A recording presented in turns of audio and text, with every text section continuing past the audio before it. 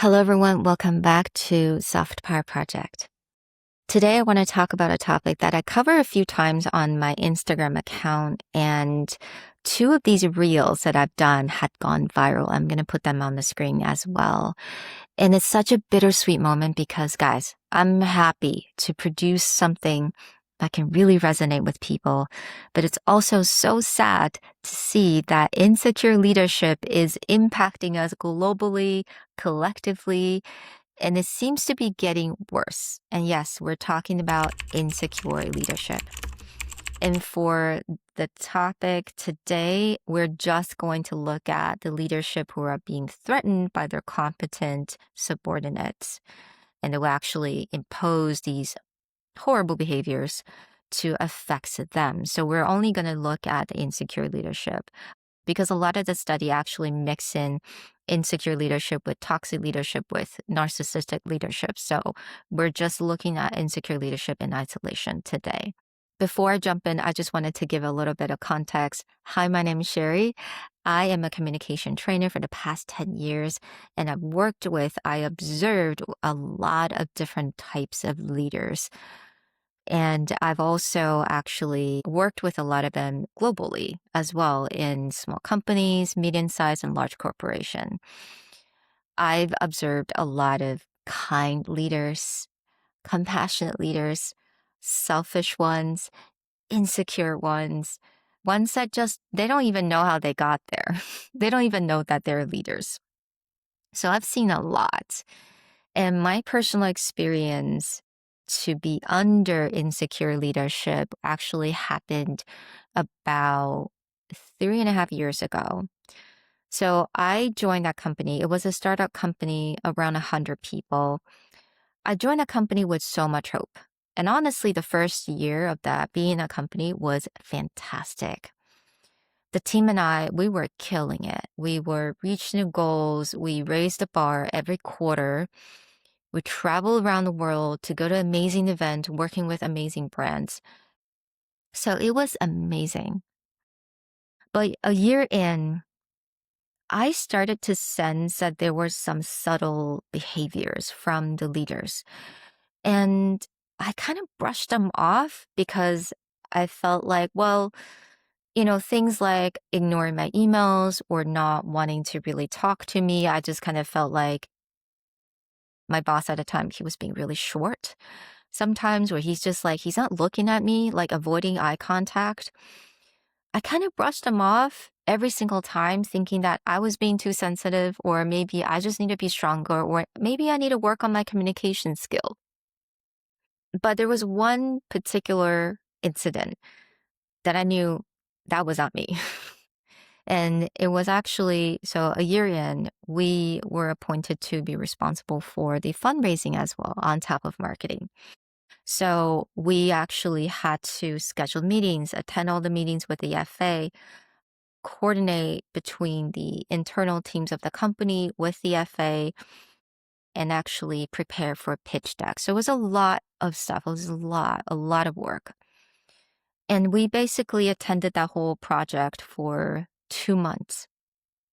And all of a sudden, we realized that we got taken off from the email list, from the meeting list completely without explanation. And it wasn't until the next month that we found out that the fundraising wasn't even happening, but nobody actually communicated that decision to us. And this is an example of what is called the workplace ostracism. And this is a term that I saw in the research back in 2016. And the researchers actually framed this as a kind of cold violence in the workplace.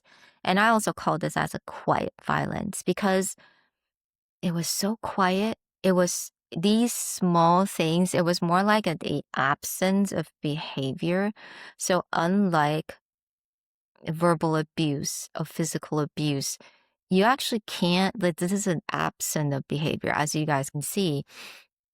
So, and does it happen a lot, you may ask? I mean, I think from a lot of personal experience, we definitely feel like it's happening. But even according to a survey that was done in 2019, where researchers surveyed 130 managers and 231 of their subordinates, third of the managers actually admit that they see these competent subordinates as threats, and they would actually impose these ostracizing behaviors on them. So you're not crazy. This actually happens. And remember when I told you that when it first happened, I kept brushing it off, like not feeling like, oh, that's not big a deal. But they hurt. Like, if I'm honest, it hurts every single time because these are behaviors that designed to make you feel isolated, makes you feel like you don't belong. And actually, I found this really interesting study back in 2003. It was done by scientists in UCLA. UCLA scientists actually put people in the fMRI scanner while they play something called cyberball. So it's like a virtual game where they pass the ball around. So these volunteers, they hooked up with the scanner, they thought they were actually playing with two other players. But actually, the two other players are controlled by computer and the whole game is rigged.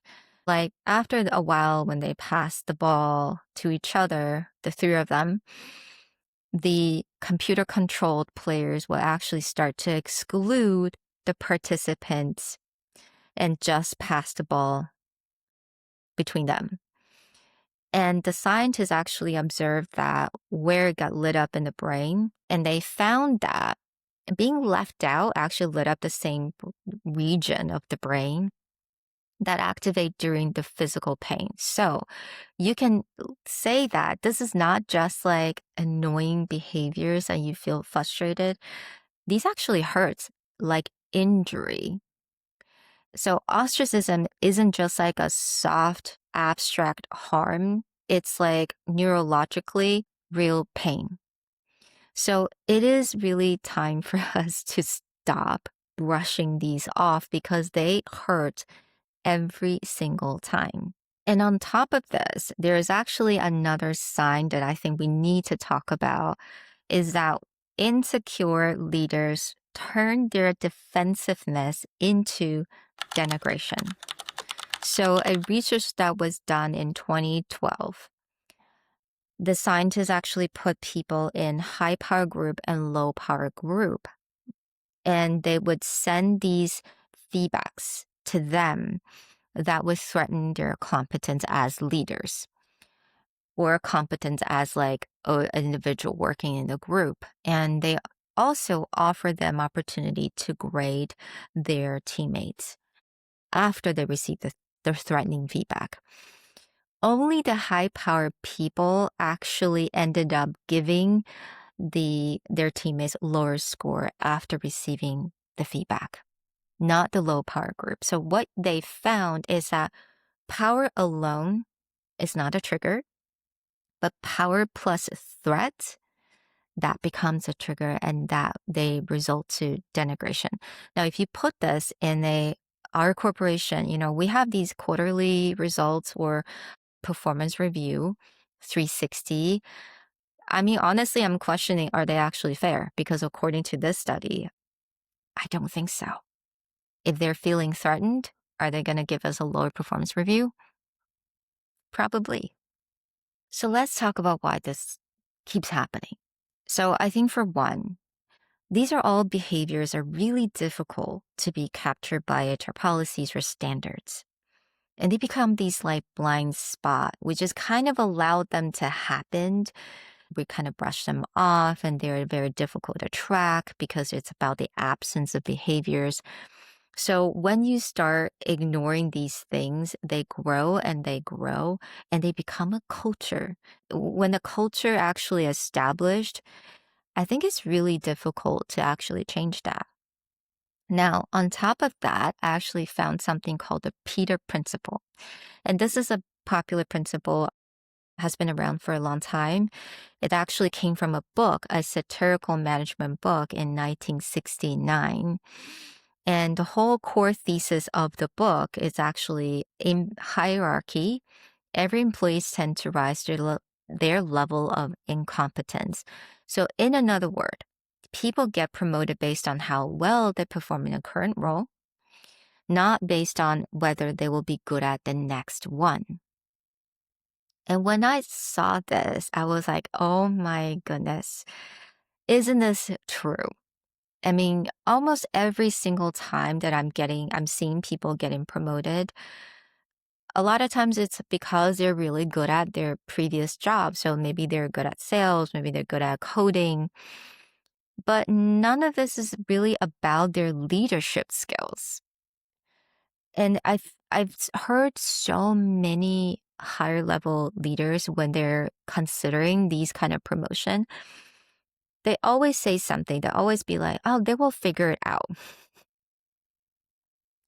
They will figure it out." But is it true though? Because I think being a leader, it's really about not only do you have what it takes, or I think it's more about do you actually want to be a leader? Because it's a lot of responsibility. Do you have the intention to be a leader? Do you want to put into the work? Are you committed? Do you want to take on that accountability? And I think that's the question that we actually don't really ask ourselves enough, especially from the high level of the organization. And this also brings me to the definition of leadership. When I really thought about, okay, what's the definition of leadership then? I actually could not think of anything concrete. So I found that this particular definition from North House, it was a textbook actually. It's called Leadership Theory and Practice and was published in 2016. It was a textbook because it was actually used by thousands of universities and different languages. And North House frames leadership explicitly as two-way process, not a trait someone has, but it lives in the interaction between the leader and the people they lead, and not just in leader themselves. And I think this frames it perfectly because, and it actually pointed out all the things that we're not really intentionally aware of, is that it is the interaction between the leader and the people they lead. So that also means that in different kind of settings, you need to tweak your behavior differently, right? The requirement's going to be different. And in different teams, the requirement's going to be different. And it's about being very intentional to be in that interaction and also in the process of it. So when you think about a process, it is about these commitment that you actually put every single day and be open to change and be open to making mistakes and be open to be honest about what you know, what you don't know, and also be open about building self-trust and also building that trust with your team. So that's what I loved about this definition is that it really focused on a lot of things that we don't really talk a lot about on social media. And then I got curious about, okay, so we talk about insecure leaders. So what about secure leadership? What does secure leadership actually looks like? But when I started doing some research, I found that when you take it back to the developmental psychology, right? As a caregiver, you need to provide a safe space for your child so they can go out and explore. And it's the same thing for leadership. It's like providing that psychological safety net so that your people can actually have their opinions, be honest about what they feel, and actually take the risk because they know that it's not going to cost them. And I think that's something that fundamentally, that's what we all need. When we're in a workplace, we're in life, or in relationship, we want to feel safe. It is exactly the same in the workplace. So after doing all these research and really think about it in terms of my own experience, I do feel like the reason why this seems to be getting worse and worse is because we just lack these kind of information on secure leadership and what that looks like. Because we're getting a lot of information on leadership really based on the numbers of what the companies actually perform. The revenues up, stock price. So it's almost like a halo effect when we think when the company is performing well and we trace it back to the leaders, say they must be doing really well. So let's study that leadership behaviors. But we're excluding all the other things about mental health, about trust, about, the culture of the company. And also, we consume so much information on social media these days. We are listening to the leaders who want to be on social media and talk about leadership and their experience. I'm not saying that's bad. Obviously, I'm on social media as well. But what I'm saying is that we still need to be really careful about that. And there was a study called the Dunning-Kruger effect. It basically says that when you're very competent, the more you know, the more you feel like this is common knowledge. And the more you actually cannot see your own expertise. But the less you know, the more you don't know what you don't know, and the more confident you are.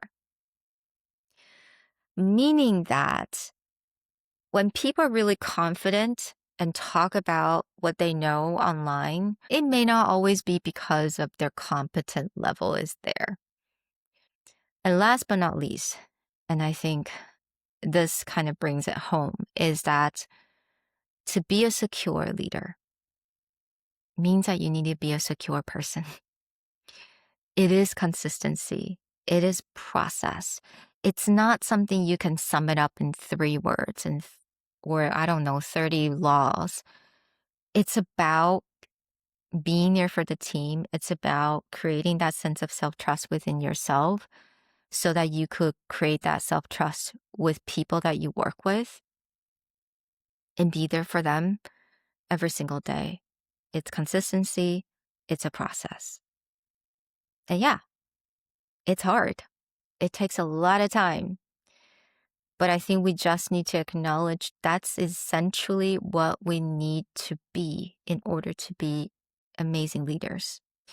So I really hope that you enjoyed this video, and please follow, give it a like, and also share with your friends. And please, please, please, in the comment section, let me know what are the real secure leaders' behaviors that you observed, and maybe you had been a really secure leader as well. I wanted to know what that's like, and I think it's about time that we start to share that information on social media. Thank you guys, and I'll talk to you guys next time. Bye.